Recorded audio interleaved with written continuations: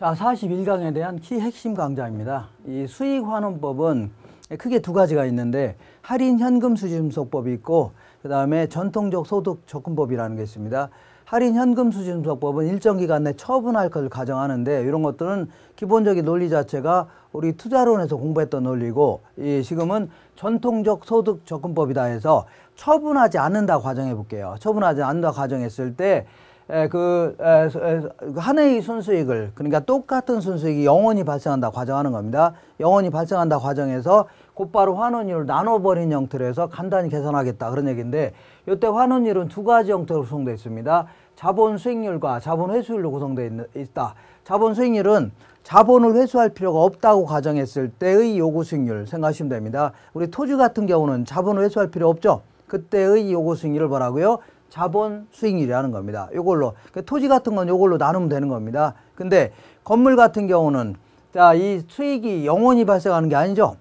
토지는 영원히 발생하니까 바로 나누는 형태로 계산할 수 있지만 건물 같은 경우는 일정 기간 지나면 철거시켜야 되죠. 그러니까 기본적인 논리가 뭐냐면 매기 감가율만큼을 할인율에 더 반영시키자는 얘기입니다. 그래서 더 빼내자는 얘기죠. 더 빼낸 다음에 이게 건물이 철거되면 똑같은 건물을 또다시 구입한다고 가정하는 겁니다. 그러다 보니까 아무래도 할인율에 반영하니까 이게 영원히 발생할 수가 있는 거죠. 이렇게 계속 재투자한다고 가정하는 겁니다.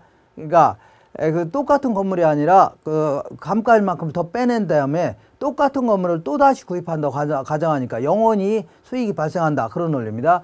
그래서 이런 식으로 건물 같은 경우는 자본 회수를 적용하는 겁니다.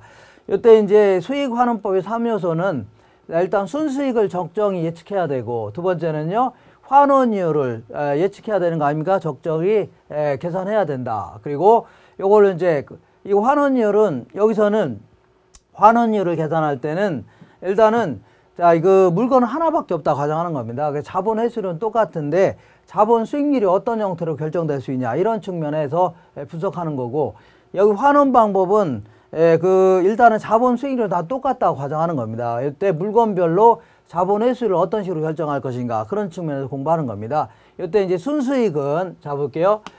자, 이 한 해의 순수익이 영원히 계속 발생한다 가정하는 겁니다. 그래갖고서 이 순수익을 적절히 예측해서 지금 시점의 가치를 구하겠다, 수익 가치를 구하겠다 그런 얘기죠. 이때 이 수익 가치는 정상적인 가치 아니면 시장 가치를 얘기하는 거기 때문에 이 순수익을 적정히 예측해야 되는데, 이거를 어떤 식으로 예측해야 하냐면 통상의 이용 주체, 이용 능력과 규모 방법하에 보통 일반적인 수익이다. 이거 무슨 얘기냐면 우리 같은 보통 사람이 임대했을 때 그때 얻을 수 있는 임대료 있죠. 이런 걸 기초로 해야 된다는 얘기죠.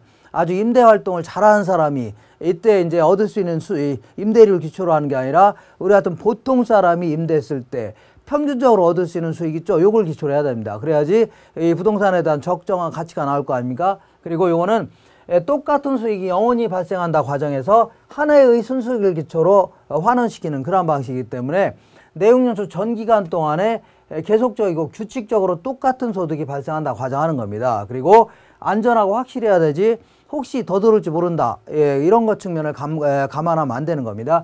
그리고 요거는 합법적이고 합리적이어야 된다. 이 얘기는 이 건물을 빌려주는데 마약 제조상한테 빌려주려고 한다. 그럴 경우는 아무래도 자기도 위험이 크니까 임대를 많이 받을 수밖에 없는 거죠. 근데 그런 거는 뭐 특정 가치에 불과한 겁니다. 우리는 보통 일반적인 어떤 시장 가치를 구하려고 하는 거니까 합리적이고 합법적으로 이렇게 운영했을 때 얻을 수 있는 순수익, 요걸 기초로 해야 되는 겁니다. 그 다음 내용 확인해 보겠습니다. 일단 환원율을 구한다. 뭐 그 얘기는 일단은 어떤 하나의 물건이 있는데 자본 수익률은 회수율은 똑같다고 가정하는 겁니다. 내용연수분의 1은 똑같다고 가정하면서 환원율을 구할 수 있는 여러 가지 방법이 있는데, 이때 이제 가장 논리적인 방법은 조성법입니다. 조성법은 우리 이제 요구 수익률에서 이제 비롯된 거 아닙니까? 우리 환원율 자체가. 다만 영원히 존속한다고 가정했을 때, 수익이 영원히 발생한다고 가정했을 때 이거를 나누는 형태로 계산해서 이거를 환원율이라는 용어를 쓸 뿐입니다. 그러니까 애초에 뭐부터 출발한다고요? 요구 수익부터 출발합니다. 요구 수익은 어떻게 결정한다고요? 무위험률에다가 위험 할증률을 더해서 계산하듯이 얘네들은 옛날에 나온 거기 때문에 순수이율에다가 위험 부담률을 더하거나 빼면서 결정한다 그런 얘기입니다.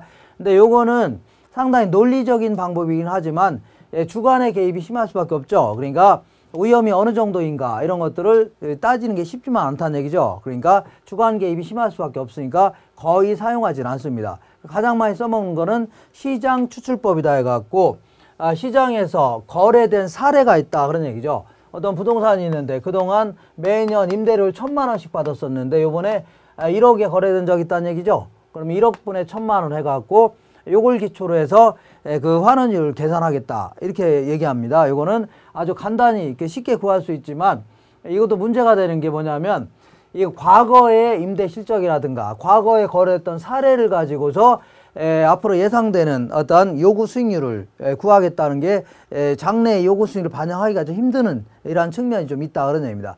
그런 게 좀 문제가 될 수 있다. 그렇지만 가장 쉽게 구할 수 있는 방법이다. 정리하시면 됩니다. 그 다음에 투자결합법부터는 이제 종합환원율을 구하는 방식인데 물리적 투자결합법은 항상 이런 표현이 들어가야 됩니다. 복합부동산의 소득은 토지와 건물로 분리될 수 있다는 얘기죠. 그래서 토지와 건물의 각각의 수익률에다가 요구 수익률에다가 거기다가 투자 비율을 곱해갖고 투자 비율이라는 가치 구성비를 곱하는 그러한 형태로 해서 계산하겠다는 것을 물리적 투자결합법 해줍니다. 금융적 투자결합법은 이 투자자가 이제 저당 투자자도 있고 이제 지분 투자자도 있죠. 그래서 각 투자자들의 요구 수익률이 다르다는 걸 전제로 하는 겁니다. 다르다는 걸 전제로 해서 지분 투자자의 요구 수익률과 저당 투자자의 요구 수익률에다가 투자 비율을 곱해주는 그러한 형태인데 이때 이제 저당 투자자의 요구 수익률은 보통 저당 상수를 사용합니다. 그리고 지분 투자자의 요구 수익률은 그 지분 배당률을 사용한다. 좀 어렵게 물어보면 이렇게 물어볼 수 있는데 거기까지 가기 힘드시면 그냥 이러한 기본적인 지문 정도만 좀 습득하고 하시면 됩니다. 그 다음 내용 확인해 보겠습니다. 자, 엘루드법 같은 경우는 이제 금융적 투자결합법을 보다 발전시킨 방법인데 얘는 나중에 보면 세전 현금수가 달라질 수 있죠. 그 다음에 지분 형성분도 달라질 수 있고 가치 변화도 달라질 수 있다. 특히 이제 가치 변화가 달라진다는 얘기는 나중에 몇 년 지나서 가치가 달라질 수 있다는 얘기는 그때 처분하더라도 그 정도 들어온다. 그런 얘기하고 똑같죠. 그럼 결국은 얘는 처분을 가정하는 겁니다. 처분. 자, 그래서 다만 이제 처분을 가정하는데 할인 현금 수지음속법 같은 경우는 세후 현금 수지를 기초로 하는데 얘는요 세전 현금 수지를 기준으로 하기 때문에 세금 효과를 고려하지 못했다는 단점이 있죠. 그러니까 세금 효과를 고려하지 않았다는 얘기는 우리 같은 보통 투자자는 일반적인 투자자는 세금까지 고려한 상태에서 어떤 투자 결정하는데 그런 건 무시하고서 반영을 못했다 이런 단점이 좀 있습니다. 그리고 이거는 처분을 가정하는 겁니다. 그리고 이거는 지나치게 지분 투자자 입장에서만 자본 환원율을 결정했다는 문제점이 좀 있다는 얘기입니다. 그 다음에 부채 감당법은 이 저당 투자자 입장에서 부채 감당률만 가지고서 환원율을 구했다 이런 얘기입니다. 근데 요거는 그 은행에서 빌린 돈이 얼마 되지도 않았는데 이걸 가지고 종합 환원율을 구한다는 것은 상당히 좀 약간 비약적인 그런 방법이 될 수 있고 지나치게 누구 입장이라고요? 저당 투자자 입장에서만 자본 환원율을 계산했다는 그런 문제점이 좀 있습니다. 이렇게 해서 요 정도 읽는 거 계속 읽고 하시면 됩니다. 이상입니다.